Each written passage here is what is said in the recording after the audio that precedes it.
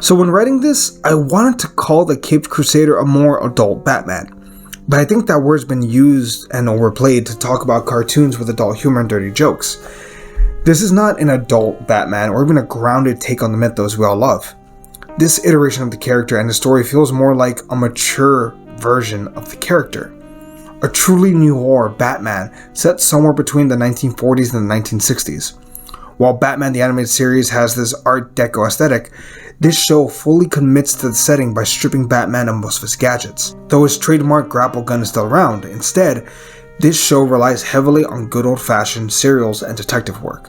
The stories of early comic books where Batman fought Panthers sounded stupid out of context, and maybe even in context. But when you're watching this show, it makes sense. The creators want to try and balance out this world, from vigilante crime fighter along with a colorful rogues gallery with versions of these iconic characters that fit for a new setting.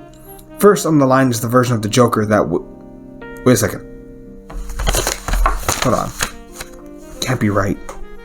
There's no Joker? Insert woo. Woo! Yeah, baby!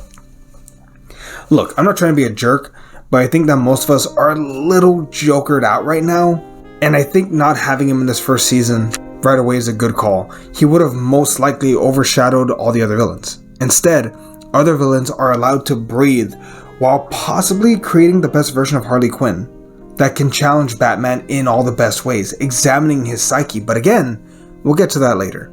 Going back to what I said earlier, the new take on the iconic Rogues Gallery is great. From the beginning, let's talk about Oswalda Cobblepot. No, she is not the Penguin's mother, as some outlets have reported, but instead, a new version of the Penguin I enjoy. A crime boss in her own right that runs the Iceberg Lounge in Gotham Harbor. Although we only see her in one episode, she is the proverbial domino that gets the main arc going in the series. She's able to destabilize Rupert Thorne's empire just enough while she is taken down by Batman. It leaves a power vacuum in the city, with the criminal underground all fighting and vying for control. Supposedly online, there was a controversy on Penguin being gender swapped, but it really doesn't change anything for me. Actually, it might have made this version more vicious because she casually kills her favorite son on the sense of a rumor that he betrayed her. I have all this to say, and this is only the first episode. Clayface, aka Basil Karlo, is a disgraced movie star with a botched cosmetic surgery that makes him able to mold his face any way he wants in this horrifying new iteration. With this, the show feels like it's only been elevated. While BTAS was definitely character driven, this show feels like it has the freedom to really dive into the characters' backstories while embracing some of the more outlandish and dark moments from the comics. I mean, Batman sword duels in a castle in the middle of Gotham. Granted, it's a bit of a cheat because it's on a movie set, but still, it counts. He has the classic version of Catwoman that embraces the purple dress from the comics. She's an heiress whose father has lost everything and now she's trying to hold on to her status, in some way via theft. It makes sense, and maybe the romance could have been played up more, but Batman fights a fucking panther, so yeah, again, it evens out. Episode 4 isn't really about Firefly, insert Firebug, but instead the relationship between Batman and the GCPD, particularly with a task force set to capture Batman. Obviously, they fail, but I appreciated the Batman Year 1 touch in the climax of the episode, with Batman taking on a SWAT team in the middle of a burning building. He and Gordon are able to save several kids from being burned alive, slowly creating the trust between the two. He and Gordon are able to save several kids from the fire, thus slowly building the relationship between Batman and Gordon. Episode 5 might be one of my favorites, but I do know it's also one of the most hated online. Let me touch on this again. Harley Quinn being a lesbian isn't new. Much like Detective Renee Montoya, Harley Quinn is known to be bisexual and/or a lesbian in her portrayals. What I did really appreciate was the slow burn of Harley Quinn as she is revealed over several episodes to be a villain. Yeah, we know that, but they don't. It's then shown that she's using her private practice to capture and reform, and I'm going to use quotation marks there, reform rich assholes to do her bidding. The only thing I didn't love initially was her new jester outfit, but it grew on me. Additionally, I appreciate that Harley Quinn isn't a criminal because of the Joker, but is allowed to have her own agency in the show as a whole. Also, she kinda wins, only going back when she sees Babs, aka the new version of Barbara Gordon, who is a defense attorney, is in the exploding house trying to save Batman.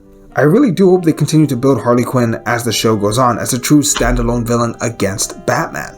Maybe even his arch enemy? We'll have to see. Episode 6 might be the most, I'm going to use the word hokey episode in the whole season, but there is something awesome about Batman having to embrace the supernatural. The greatest detective in the world is willing to admit that ghosts and demons can be real. It's a refreshing thing to see Batman using a freaking spell book because it gets the job done. I also appreciate how we're able to see a strong bond being formed between Batman and Pennyworth. Don't call him Alfred. Episode 8 really does hit back to the main arc, that is corruption in Gotham, with the hit being put out on Gordon. See, this episode is a masterclass in writing structure because it does several things. It challenges Commissioner Gordon's principles of never run, but to stay at home is to put innocent civilians in danger. We have a good old-fashioned car chase and shootout. Batman versus a group of mostly capable shooters is always fun. And then we find out that the hit was on Gordon, but not Jim. It was on Barbara, the defense attorney. And we only find out after a C-list good cop turns on them. And I love the twists and turns that keep coming in this episode. You guys remember that one episode in Batman Beyond where we see Batman sit with Ace until she dies? Like the one where he really shows his humanity? Where this feels a lot like that, but with more steps. We do get cameos from Dick Grayson, Jason Todd, but Carrie Kelly is the Robin to help Batman defeat Nocturna, a young girl who needs to suck energy from other people in order to survive and live. She's kind of the perfect obscure villain to be used at a time like this. Episodes 9 and 10 are basically one long episode. Harvey Dent goes back on a deal he made with Rupert Thorne. In exchange, he's scarred. Bruce is trying to take him out, help Harvey rehabilitate him, but Harvey is resistant to everyone seeing his face. What might be the best part in all of this is the fact that it's not the normal Harvey Dent shtick. It's an inverse. Harvey Dent, the part that's scarred, isn't the side seeking revenge, but the side that wants to repent for past sins, whereas his quote-unquote healthy side, the handsome side, is angry and vengeful. He's the side that wants to seek revenge against other people. Once caught, Thorne goes on the offensive and sends a hitman after hitman after hitman to try and kill Dent. He gets his wish, but creates a powerful enemy in Batman in the process. If it sounds like I'm underselling how great the last 2 episodes are, I'm sorry, but there's just so much and it's so hard to recap everything properly without sounding like I'm just, listing things. Barbara Gordon is trying to save her enemy in Harvey Dent. Gordon and Montoya are trying to be the only good cops in town. Batman realizing he made a mistake in pushing Harvey. All of this leading to a great ending and opening the door for what should be a great season 2.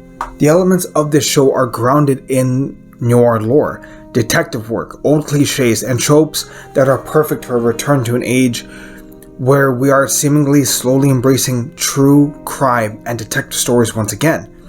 I don't know if this show will ever surpass BTAS in popularity, but it's certainly on the right track. The voice acting is crisp and the animation is slick with every moment having purpose. I can't think of a single thing I don't like about this show. When it comes to the writing, every character is fleshed out.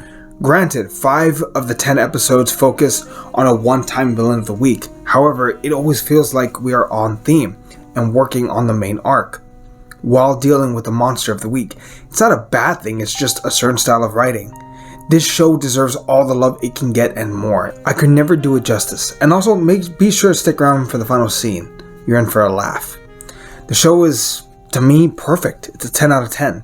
What did you think? Let us know down below. What was your favorite part? And yeah, we'll catch you all next time. We'll see everybody.